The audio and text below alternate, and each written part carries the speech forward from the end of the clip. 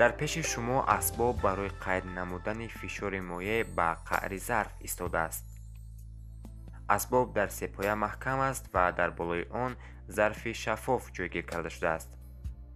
зарфро дур мекунем ва муфассал сохти асбобро дида мебароем. дар маркази тана пардаи резинии сабз ба назар мерасад. агар онро зер кунем, вай ба осонӣ меёзад. дар зери парда меҳвар ҷойгир аст ки бо ахрабак пайваст мебошад. дар натиҷаи ёзиш парда ба меҳвар фишор меорад ва вай ақрабакро ба ҳаракат меорад. зарфро боз дар ҷояш мегузорем ва қайд мекунем ки вай шакли конуси сарбуридаи дар боло тангшударо дорад. ҳолати аввалаи ақрабакро бо нишонаи поёнӣ қайд мекунем.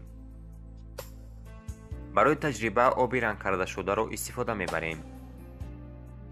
вай дар дохили колбаи андозагир мебошад. зарфро бо об пур мекунем.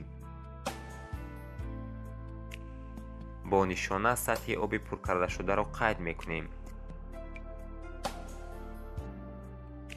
бо нишонаи дуюм ҳолати охири ақрабакро қайд мекунем. ҳозир таҷрибаро бо зарфи шакли силиндрӣ дошта такрор менамоем. ақрабак дар ҳолати ибтидоӣ боз дар муқобили нишонаи поёнӣ мебошад. зарфро то нишонаи дар таҷрибаи пеш гузарондашуда бо об пур мекунем. дар ин ҳолат ақрабак боз то нишонаи болои майл кард, яъне қувваи фишори об ба парда тағйир наёфтааст. таҷрибаро боз такрор мекунем. ҳозир зарфи кифмонандро истифода мебарем. барои пур намудани ин зарф оби бисёртар лозим мешавад. ақрабак то лаҳзаи пур кардани об мисли ҳарвақта дар нишонаи поёнӣ меистад. зарфро то лаҳзаи ба нишона расидани об пур мекунем.